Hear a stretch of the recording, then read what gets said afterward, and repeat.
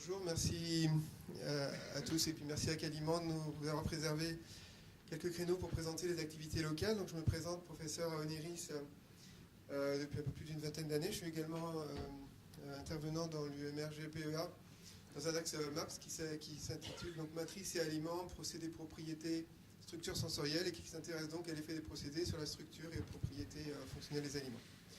Je suis également directeur adjoint d'une structure fédérative de recherche IBSM, qui s'intitule donc Ingénierie des biopolymères pour la structuration des matrices et aliments, qui est en fait une SFR conjointe entre l'UMR GPEA et l'unité BIA, nos voisins immédiats, dans le but de mieux développer notre partenariat sur les petits logos qui sont en haut à gauche et finalement l'approche plutôt, on va dire,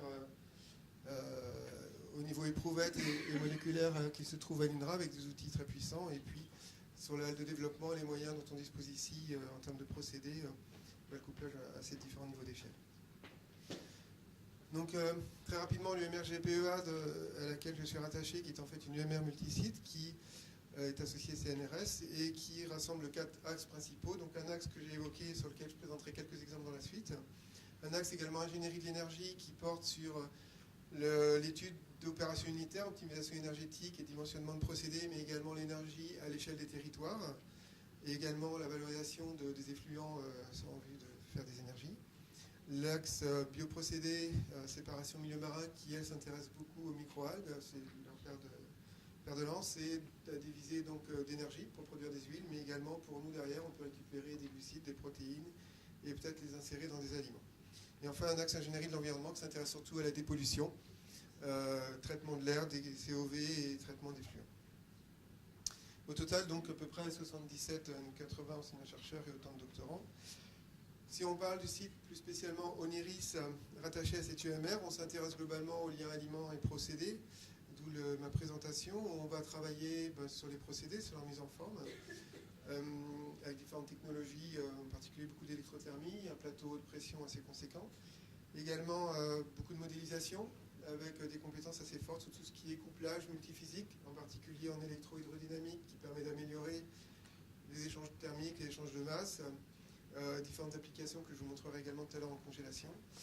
On fait également pas mal de ce qui a été évoqué précédemment, donc avec les mêmes outils, CIMAPRO, etc., sur la CV et l'approche optimisation énergétique des différents procédés opérations unitaires, à l'échelle des opérations unitaires, également à l'échelle d'une usine. Et enfin, quand on descend au niveau de l'aliment, un des points qu'on met en avant, c'est l'approche 3D que l'on peut faire au laboratoire avec un tomographe RX qui est juste situé là dans le hall sur lequel il y a quelques films qui tournent et qui nous permet d'avoir une approche tridimensionnelle des structures des aliments. Et puis Carole Prost présentera cet après-midi toute la partie fonctionnalité, Flavor qui représente également une compétence forte. Donc, très rapidement, les stratégies que nous adoptons, c'est en fait soit du partenariat industriel, soit de l'innovation plus ciblée ou développement interne de laboratoire.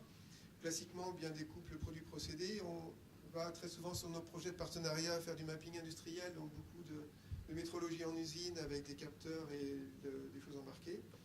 Et ensuite, ce que l'on essaie de faire, ce que j'essaie d'illustrer dans la suite de nos présentations, c'est de réduire l'échelle, de miniaturiser en fait les concepts qui sont utilisés dans les sites de production industrielle, pour pouvoir faire de l'exploration avec des tout petits volumes d'échantillons et ensuite, bien sûr, transposer ça, revenir dans l'usine. Derrière, au niveau laboratoire, eh bien, ça nous permet de développer des méthodes, d'enrichir notre banque de moyens expérimentaux, de protocoles et méthodes et de savoir-faire. Un exemple ici d'un partenaire industriel que nous avons avec la société Saint-Hubert, qui fabrique donc des spreads, des matières grasses à faible, des margarines, enfin pas margarines, mais des mélanges émulsionnés à faible taux de matière grasse. Et l'idée était d'améliorer la texture de ces produits tout en réduisant la quantité de matière grasse. Et on a réussi à breveter un concept qui consiste à utiliser la haute pression pour l'utiliser à deux fins. Une première fin qui vise à cristalliser la matière grasse pour améliorer la texture de la phase cristallisée, et également mettre de l'amidon non gélatinisé dans la phase aqueuse qui va être gélatinisé par haute pression. Donc il a fallu investiguer chacun de ces compartiments de l'aliment au niveau microscopique. Un autre exemple ici d'un ANR sur le vieillissement des produits supports de cuisson, les moules, où donc avec un partenariat en particulier avec AgroParisTech et l'Université de Haute-Alsace, on développe un système miniaturisé de cuisson qui avec un robot 7 axes va permettre de faire vieillir des mini-moules en conditions quasi industrielles, mais au laboratoire, pour mieux comprendre le vieillissement de ces antiadhésifs. Donc ici, une démarche à nouveau de miniaturisation. Sur les fours, tout un travail qui est mené de longue date sur l'optimisation énergétique de fours de cuisson, avec deux projets phares, c'était le Plein Air Brest qui a permis de développer un four que je vous présenterai cet après-midi dans la visite de la halle avec la société Bongard sur des jets d'air en impact, qui permet de réduire de 15% environ l'énergie. Et un projet également sur un four que nous avions développé dans le cadre d'un projet européen et qui passe en industrialisation dans le cadre d'un nouveau projet européen VO.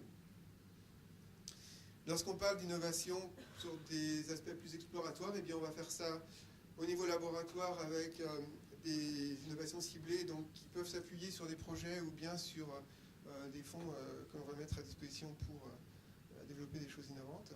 Donc soit d'innovation ciblée, soit je vous montrerai un exemple d'innovation accidentelle un peu du style du carambar. Le carambar, c'était une machine qui s'est bloquée finalement, qui a produit un caramel et qui est devenu ce produit.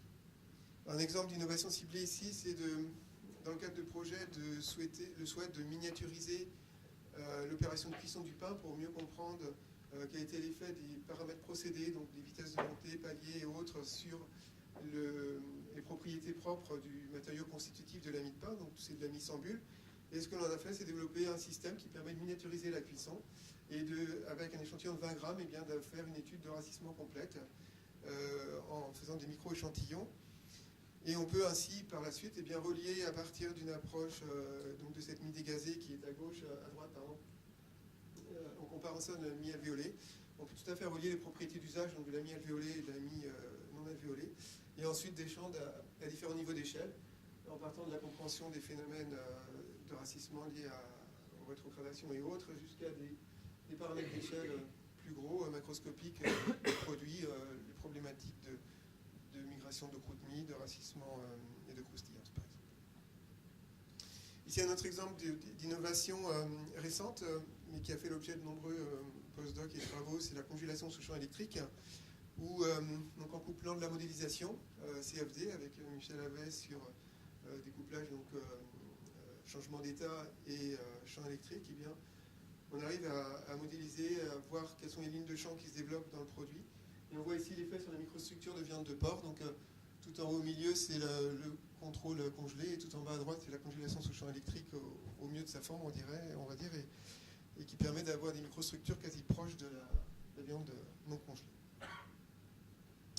Et ici, pour terminer, un exemple d'innovation accidentelle, où c'était en fait, initialement, on voulait faire une production continue de sorbet de mélange aux glaces par un effet de détente. On s'est rendu compte que ça ne marchait pas, mais en faisant les essais, on s'est rendu compte également que ça marchait très bien sans passer en pression. Et on avait une production continue comme ça d'un mélange mi-congelé dans un tube, ce qui a petit à petit amené à dépôt d'un brevet. Et c'est un petit peu notre carambar, mais celui-là, il est un peu congelé. Voilà, donc j'en ai terminé. Sur les projets et domaines qui nous concernent très largement ici au NERIS, on va trouver beaucoup d'actions sur le process et sur le minimal processing, donc essayer de développer des technologies innovantes. Je n'ai pas évoqué l'encapsulation, mais on en parlera cet après-midi dans la visite. Donc soit de protection, soit de structuration des produits, beaucoup de choses en lien avec les applications régionales, et Rennes par exemple, sur le lait et l'œuf, les BVP aux produits de boulangerie. Le sensoriel, beaucoup de choses en cours sur la problématique de réduction de sel, sucre, matière grasse qui seront évoquées par Carole. Et puis pas mal de choses sur la BVP en cours et à venir. Donc on visitera cet après-midi la halle qui, je pense, est une des très belles halles françaises en termes d'équipement, elle est assez exceptionnelle, avec donc pas mal de possibilités de caractérisation également. Je n'ai pas évoqué le panel analytique dont on dispose. Et puis je termine par deux annonces sur un congrès haute pression qu'on organisera en juillet. C'est Marie de Lamballerie et Laurence Potier qui organise ça. Donc c'est un congrès international de premier niveau qui est fait en association avec Dijon également, qui en est en contact. Et puis un autre projet sur la réduction de sel, sucre, matière grasse, qui est en fait un projet parallèle avec celui de Christian Salle de Dijon, donc le projet Terrifique, qui vous sera présenté cet après-midi. Je suis également coordinateur scientifique du projet Pleasure, qui est un projet qui avait été accepté sur le même appel d'offres et qui fait l'objet donc de travaux parallèles. Et on s'est associés donc pour intervenir mutuellement sur cet événement de dissémination de fin de projets européens. Voilà, au total, une cinquantaine d'enseignants-chercheurs et thésards sur site qui travaillent sur ces thématiques. Merci.